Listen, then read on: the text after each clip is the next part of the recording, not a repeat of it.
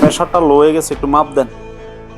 সরকারি হসপিটালে অসংখ্য রোগী যে সিরিয়াল লাইনে দাঁড়ায় থাকে, না ডাক্তার দেখার সময় না। আর উনি অনেক আম্মা জাম দলের নমিনেশন জন্য রাস্তা সাইডে শুয়ে রয়েছে, এখানে ডাক্তার আইতেছে, ভালো ভালো নেতা আসতেছে, মাঝখান দিয়ে হিরো আলম ফাগলো আইয়ালিস দেখতো।